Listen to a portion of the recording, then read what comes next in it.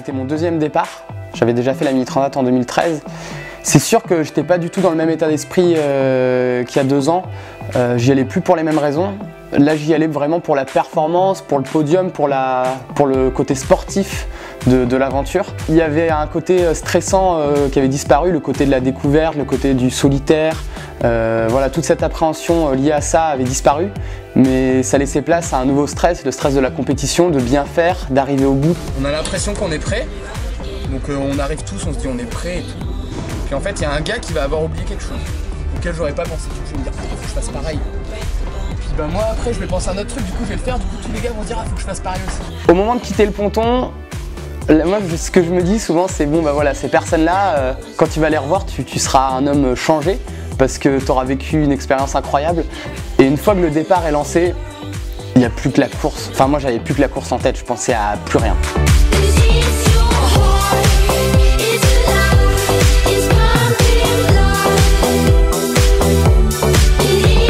Pendant les 24-48 premières heures, on est au contact des autres concurrents, donc on les entend à la VHF. On n'est pas complètement seul. Je ne suis pas triste d'être seul parce que je sais que je vais revoir du monde dans maximum 20 jours. J'arrive à rester performant malgré la solitude. Même je pense que je suis plus performant quand je suis seul en fait. Ça m'arrive d'être très inquiet pour mes proches qui sont à terre parce qu'on n'a aucun contact et du coup on ne sait pas ce qui a pu leur arriver. Donc on part vite dans des délires assez paranoïaque quand on commence à penser aux gens à terre, quand on n'a plus de nouvelles depuis 15 jours. Je viens d'entendre une fraction d'information à la radio, comme quoi il y aurait eu des attentats à Paris, j'ai pas compris. Bah, c'est dramatique et c'est horrible de ne pas savoir exactement ce qui s'est passé. J'aurais préféré rien entendre ou entendre complètement, mais... J'avais oublié la course et je pensais plus qu'à une chose, c'est qu'est-ce qui est arrivé à ma famille qui était à Paris. C'était vraiment hyper angoissant, on se sent emprisonné. Ça, c'est assez dur à gérer. Après, moi, je profite de ce moment d'être seul pendant plus de 2 semaines parce que c'est des moments très rares.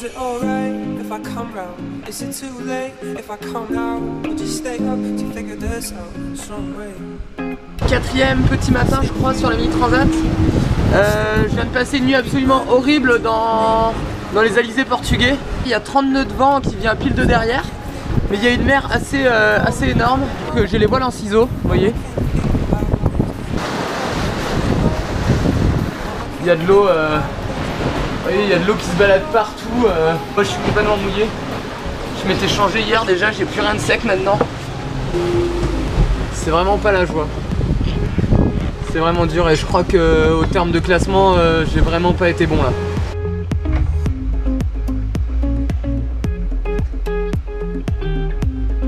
J'ai un tout petit copain qui est venu me dire bonjour. Coucou.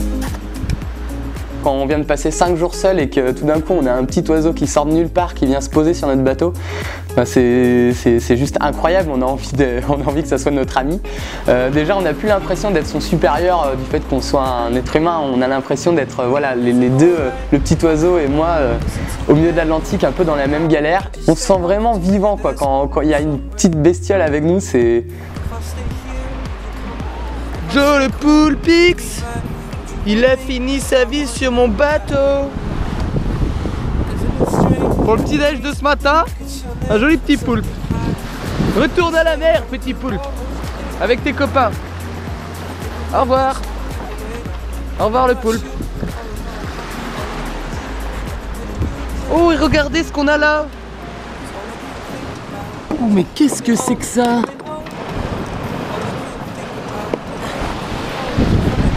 C'est une toute petite poisson volant. Vole. Ils volent plus très bien. Je viens de voir le geyser d'une baleine là. Un truc de malade. Oh putain. Ils sont juste devant là, je fais pas le malin parce que si je les tape avec le bateau, j'éclate tout. Oh la vache. On est le 24 et que ça fait donc 5 jours qu'on est en mer. J'ai réussi à avoir la météo, du coup j'ai eu la date. Parce que avec la fatigue, j'arrivais plus à compter. On est au large du Cap Saint-Vincent. Alors c'est la fin du Portugal et c'est la fin du Portugal en fait. On arrive vers Gibraltar. Je viens d'avoir le classement, je suis deuxième. 20 000 derrière Yann et 20 000 devant Julien. Donc je suis entre deux offsets. Le bateau va bien. Moi aussi j'ai un gros problème de voie d'eau dans le bateau. Je vide environ un seau toutes les heures.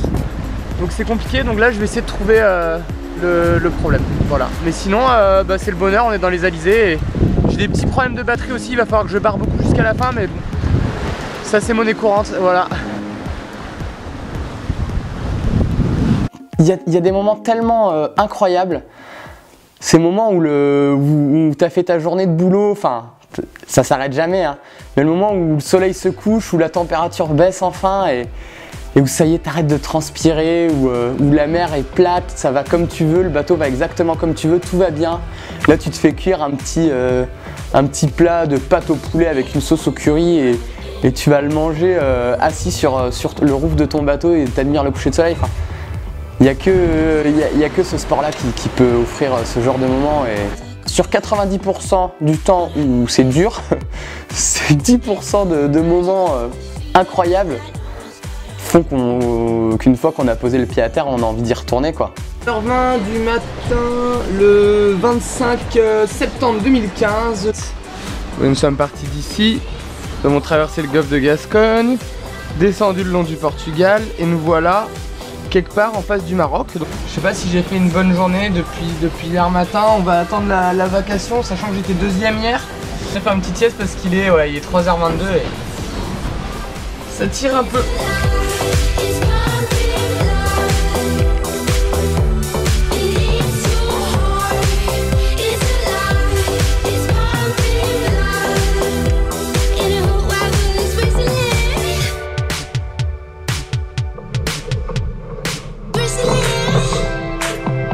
Une dernière nuit plein de tension parce qu'il y a Charlie qui est quelque part derrière, je l'entends la VHF mais je sais pas où il est. Et il se rapproche grandement de moi.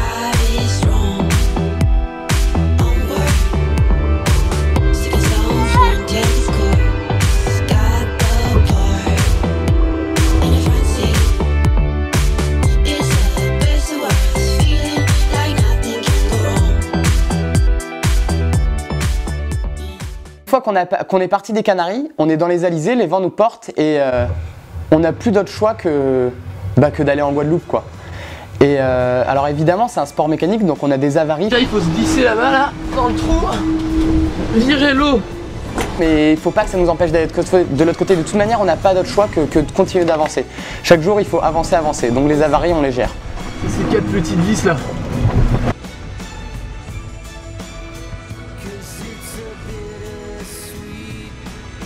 Le job. Ça va. C'est pas du tout aussi bien fait qu'avec une machine, mais c'est costaud, ça a l'air d'être costaud. Jour 3 sur la mini transat. Jour 3 jours non sans peine. Je fais tout ce que je peux pour lutter contre les Pogo 3 et les offsets, mais décidément ils vont vraiment trop vite. Et là je suis un peu épuisé parce que je barre quasiment depuis le départ. Je me suis très peu reposé. Le pire moment c'est quand en fait je tirais vraiment fort sur le bateau pour essayer de rattraper les deux devant. On était dans une météo très compliquée et je me suis dit bon, enfin une météo très compliquée, il y avait du vent fort et une mer forte et c'était vraiment, je me donnais beaucoup, enfin je tirais fort sur le bateau et je me disais faut pas que ça dure encore comme ça jusqu'à l'arrivée parce que je vais pas tenir, quoi. Bon là on est le 8e jour sur la mini transat et là c'est du bourrinage de chez bourrinage. Il y a 25 nœuds de vent et on est un peu au travers, on n'est pas au portant entièrement. Et depuis 24 heures je suis à la barre là et je bourrine et je suis épuisé. Et ça va être ça jusqu'à la fin là. Pendant encore 1250 000 c'est ces conditions. C'est cool mais c'est dur putain. Et les mecs de devant ils vont plus vite et ils nous prennent 20 000 par jour et on peut rien faire, quoi. On est en train de bourriner comme des malades et...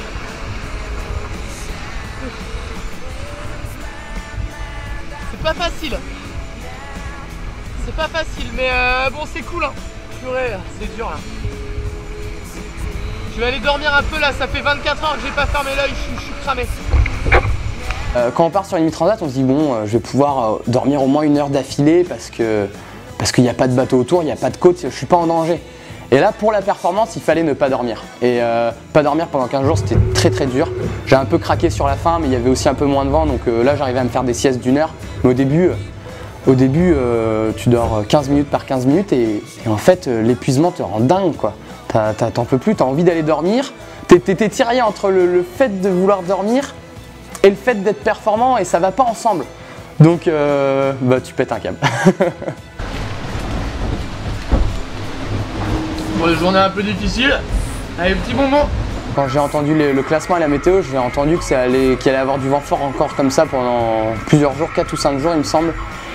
Et que les concurrents de devant, ils tiraient certainement autant que moi sur leur bateau et tous les jours ils étaient un peu plus éloignés que moi, quoi. Tous les jours ils me prenaient des milles. Et là j'ai un peu craqué, je me suis dit mais je vais pas y arriver, ils vont trop vite, je peux pas tenir ce rythme là, je vais pas y arriver. Et là j'avoue que j'ai eu un petit coup de mou parce que je me suis dit zut Tanguy, c'est quoi le souci, t'es pas capable ou... Ça a duré 10 minutes et je me suis repris et je suis reparti à fond, quoi. Accroche-toi, c'est quand même bien ce que tu fais. Tu sais pas en fait si c'est bien ce que tu fais. Ça va vite depuis qu'on est parti, ça tire sur le bonhomme. Du coup j'ai pas reçu la météo depuis hyper longtemps. Donc je suis dans le doute, mais bon bah c'est comme ça. Voilà, en tout cas j'ai du vent et j'avance sur la route, donc c'est toujours ça de prix.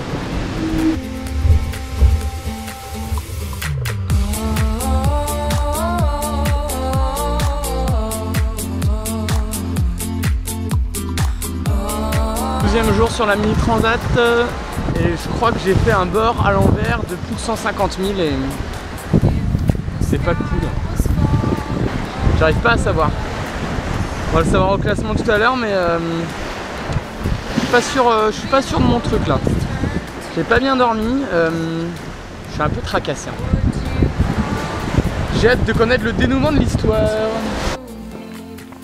C'est sûr qu'il y a des moments, t'en peux plus, quoi. Tu te sens au bout. Il y a des moments où tu te dis mais qu'est-ce que je fais là, mais pourquoi? En plus 2 fois tu te dis mais je suis vraiment débile, quoi. La première fois déjà ça avait été dur et là je recommence. C'est vraiment signe de débilité, quoi. Et puis de toute manière chaque jour il faut avancer, t'as pas le choix. Il faut aller de l'avant, donc bah oui c'est dur mais faut y aller, quoi. Faut avancer. C'est une bonne leçon même pour la vie de tous les jours en fait. C'est le petit matin, je sais plus quel jour, celui qui était après hier et avant demain. Et je parle doucement parce qu'il n'y a pas beaucoup de vent. Et j'avance pas beaucoup. Et j'espère que c'est pour tout le monde pareil, sinon je suis mort. Mort de chez mort. Ça commence à être déplorable là. Chaque fois que je m'assois, je sens l'air qui remonte de ma salopette et c'est à peine supportable. J'ai complètement laissé l'hygiène de côté pendant 2 semaines. J'étais juste performance à fond, faut y aller, faut faire avancer le bateau, faut faire avancer la machine le plus vite possible. Et pour ça, il fallait manger, boire, dormir et puis barrer. Mais alors, se laver les dents, changer de caleçon, changer de t-shirt, se passer un coup de lingette sur le visage, honnêtement, les 10 premiers jours, c'était sorti de mon esprit, quoi. Il fallait faire de la place dans ma tête et l'hygiène, je l'avais laissé de côté. Ce qui est pas bien parce que finalement, on se sent pas très bien. Et je me souviens encore d'aller me coucher.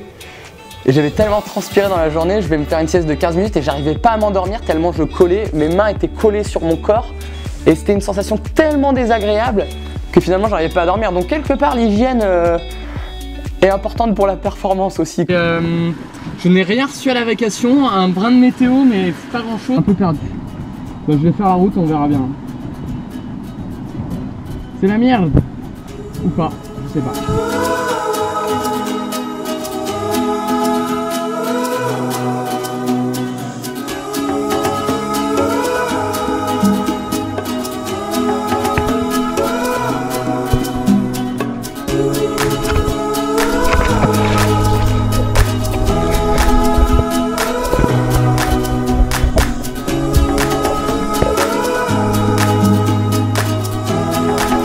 J'ai hâte d'arriver, j'ai vraiment très hâte de retrouver tout le monde. ça va faire plaisir, même si au final on n'a pas passé tant de temps que ça en mer. Enfin, je suis pas encore arrivé, mais comparé à 2013, c'était 25 jours et là on a mis, si j'arrive dimanche, j'aurais mis 15 jours. Donc c'est cool.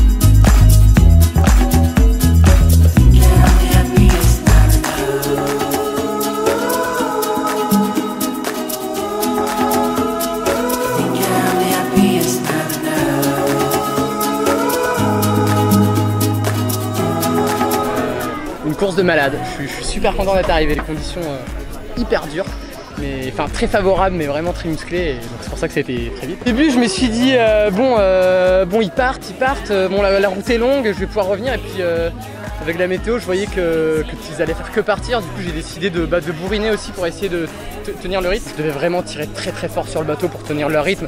Puis voilà, après je me suis fait une raison, les bateaux c'est pas les mêmes, y a rien à faire. Au-delà de ça, ils ont beau avoir des bons bateaux, ils ont aussi je pense super bien navigué, j'ai pas eu la trace, mais à mon avis c'est dans les super coups. 10 jours que moins qu'il y a 2 ans, donc c'est ouf quoi. Être 3ème derrière Julien Yann, bah, honnêtement je suis très fier de moi, c'est vraiment super. Je suis le premier bateau pointu, je suis champion de France, donc il y a quand même d'autres consolations, donc ça c'est cool.